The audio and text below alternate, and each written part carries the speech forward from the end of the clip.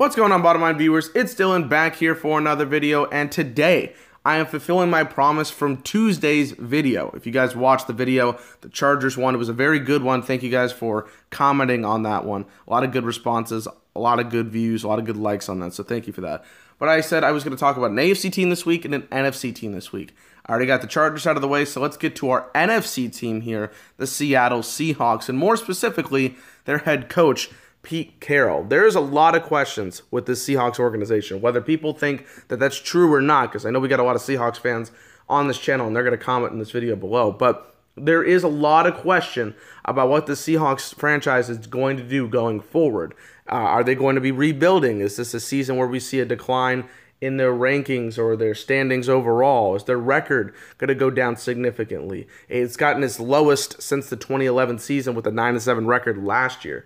So the question is, are the Seahawks going to be rebuilding? And a bigger question that I'm going to talk about specifically here, is it going to be Pete Carroll's last season? Right now I'm going to talk about his USC career and how he did in USC and what was going on throughout the course of his tenure there. Then get into his tenure with the Seahawks and how those actually pair up together pretty well. And then we'll get into the recent talk from former players about how Pete Carroll's kind of lost the team. Well, we'll see how that is going to influence the Seattle Seahawks season going forward and why it could be a contributing factor to Carroll's last season. So let's go ahead and get into the tenure of USC for Pete Carroll. All right, so let's talk about Pete Carroll's head coaching record at USC. The reason I bring up USC here in this video is because the similarities between USC and Seattle for Pete Carroll are actually really interesting. Like, I don't know if it's a coincidence or not, but it's really fascinating when you look at the records from both USC and Seattle and just see the similarities between the two. So let me talk about USC first. 2001, 6-6. Not a very good team, especially in college football. 6-6 is like barely a bowl game, you know, one of the lower ranked bowl games. You're not very good.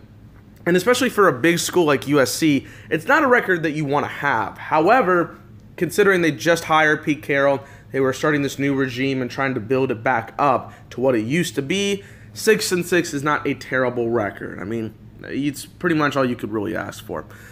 2002, 11-2. Carson Palmer was the Heisman Trophy winner. He did very good that season, you know, all things considered. And the USC franchise was back to prominence. It was getting its name back into the mainstay of college football fans. So it was very good to see that this US team was doing well, especially for a second-year head coach, who, by the way, had just been coaching in the NFL before this. 2003 and 2004, the big championship seasons, 12-1 in 2003, 13-0 in 2004. Very big years for USC. Of course, Pete Carroll became a two-time national champion with great guys like Matt Leinart and Reggie Bush leading the way. Reggie Bush, obviously, I mean, fantastic in college. One of the most exciting college football players to ever grace the game. It was so fun to watch him. These 2 years in particular obviously showed the best of USC and what it was capable of. And it showed that Pete Carroll was a winner, that he could finish the job, get the job done, and lead these teams to success. 2005, 12-1, another very, very good season. However, they lost in the national championship game. It's probably the biggest game in college football history between them and Texas. They lost that game in pretty heartbreaking fashion. You know, Vince Young ran into the end zone. Not like amazingly heartbreaking fashion like we're going to talk about with the Seahawks, but still, it's a pretty disappointing way to end it when you're 12-0 and been this powerhouse for 3 seasons, and then you lose the national championship. 2006, 2007, 2008, again, very good seasons, but nothing in the national championship game. They got some Rose Bowl appearances, some good Rose Bowl wins, but again, nothing to the extent of 2003, 2004, or even 2005. Even with that 12-1 record in 2008, it just didn't happen for them again. And then 2009, actually a pretty big drop-off for USC, a 9-4 record, which is nothing to scoff at, but compared to national championship success, and the fact that this was the first time that he hadn't had double-digit wins since his rookie campaign in 2001, it's pretty disappointing. All right, so let's talk about Pete Carroll's coaching record in Seattle. It's actually very fascinating how these two tie in together between USC and Seattle. It's strange. Let's look into it. So 2010 and 2011, 7-9 records for Pete Carroll. Not a great start, but again, you're in the NFL. You got to rebuild this process, and I know he only had one bad record at USC to start off, but I feel like 1 year in college is 2 years in the NFL. And he did get a very big playoff win in year 1, defeating the defending Super Bowl champion Saints team. So that's pretty good on him. Pretty good on him in the first 2 years. 2012, 11-5. They're building the presence. They're building the Legion of Boom defense. Everything's coming together. They're looking like they're going to dominate the NFL soon, just not yet. Just like we saw in that second season for USC. They were coming up. They just hadn't got there just yet. But they did see some good things ahead.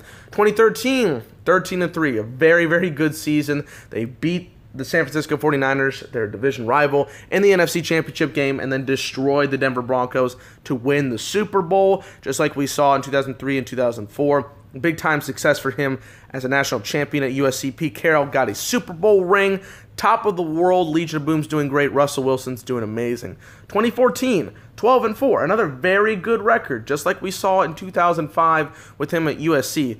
Pretty much went undefeated there, but they were doing very, very good, and then they lost in dramatic fashion. They were playing the New England Patriots, one of the biggest teams, obviously the biggest team, I should say, of the 2000s and 2010s era, and you're playing a big-time game where you're two of the best teams in the NFL, and you lose in a Malcolm Butler interception. Way more dramatic than the one in the Rose Bowl, but still a very heartbreaking loss considering you were one of the best teams in the NFL, had a very, very good season, and then lost in the most dramatic way possible. You were 1 yard away.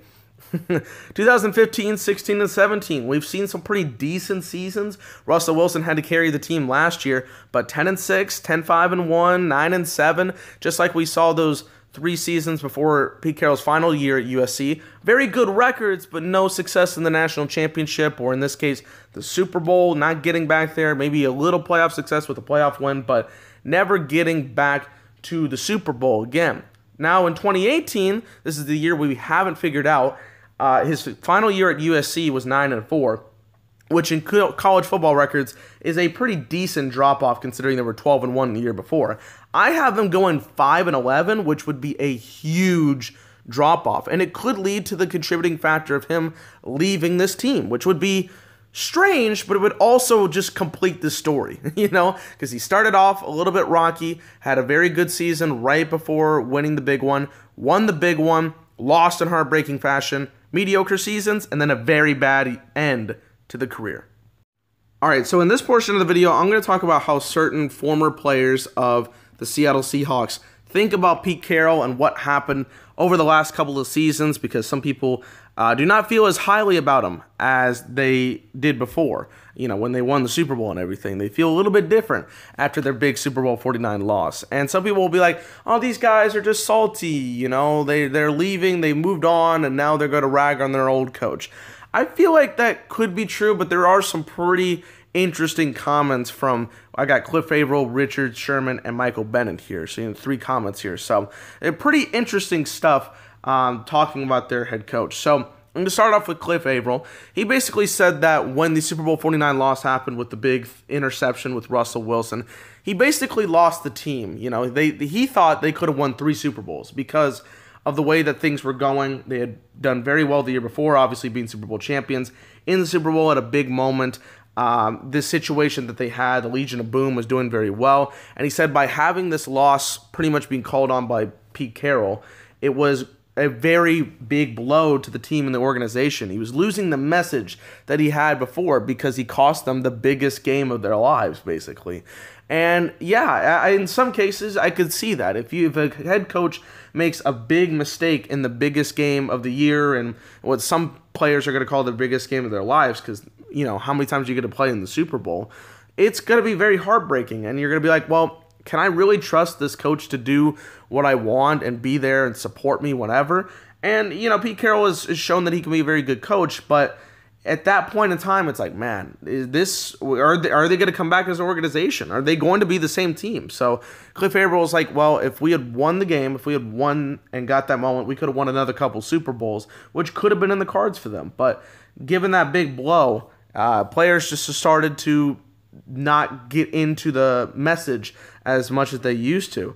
Richard Sherman talks about the players and how the philosophy of the Seattle Seahawks organization. He says, I think at the end of the day, it just became an issue of devaluing core players that are playing at a high level, and really being curious about younger players and curious about the unknown. So what Sherman is saying in this message is that the pieces that the Seahawks had, in the defense, the Legion of Boom specifically, Cam Chancellor, Richard Sherman, of course, Earl Thomas, Bobby Wagner, all those guys, they were getting a little bit devalued because they wanted to build up some other talent on the defense or even in the offensive side. They wanted to build up some guys, and they weren't caring about the players that were there every single day and made this team relevant. Richard Sherman, Earl Thomas, they had gotten hurt. A couple of these guys got hurt. Cam Chancellor got hurt. He had to retire. So maybe that's what he's talking about. He doesn't have too many grudges on that. But he's saying that he should have had more trust. The team should have had more trust in keeping the group together and caring about them a little bit more. He also says the guys were rotating in and out and the chemistry was not there.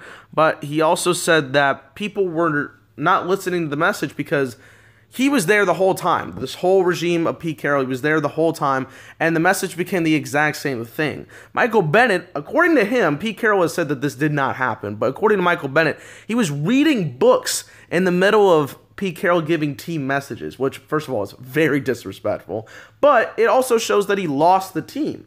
It shows that this message that was working and got them to a Super Bowl, it doesn't work anymore. The players did not care anymore because they lost the trust of Pete Carroll. And losing trust in your team is fatal. Like, if you have lost the trust of your players, you're not going anywhere. You are going to be irrelevant in this league. And I don't know if that's the message that's getting spread around in Seattle, but if that's the case and losing the guys that are playing for you and they're not going to try as hard, man, that's tough. And again, a lot of the big Legion of Boom guys are gone.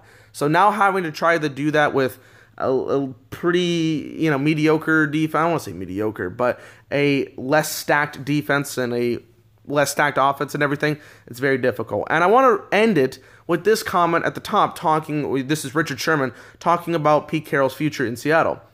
He said, I think that depends on how the season goes for them. If they do great, get to the playoffs, and continue to have success, then I think he continues to go.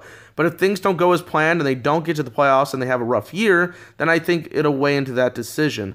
The legacy begins to get tainted at that point. So he's saying if the Seattle Seahawks make the playoffs this year, he's still going to be continuing to be the head coach of the Seattle Seahawks. If not, this could be the very last year of Pete Carroll in Seattle. And a lot of people are feeling that way. If he's not going to have the same success that he did in his Super Bowl years just a few years ago and not have the same team that he had back then, it could be a very devastating blow. And if he has a terrible record, like I'm assuming, it might be game over because you don't want to ruin that reputation. So very interesting comments from some ex-Seattle Seahawks players to note there.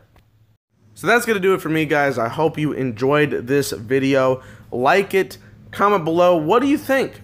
Is Pete Carroll going to coach after the 2018 season for the Seattle Seahawks? Is this going to be his final year?